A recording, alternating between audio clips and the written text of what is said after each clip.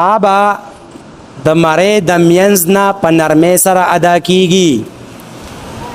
ح با د مړې د منځ نه په نرمۍ سره ادا کیږي. د مد مقدار به پکې یو مد اصلي.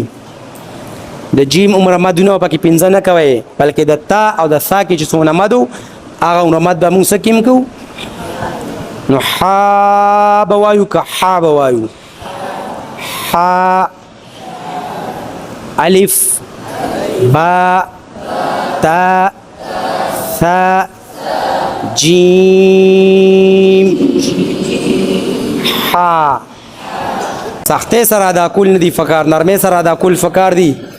او دویمه غلطي پکې داره چې حمزه سره ادا کو ح وایو. ټیک شو. دریمه غلطي پکې څه ده؟ حی به نه وایو، ح به وایو. ح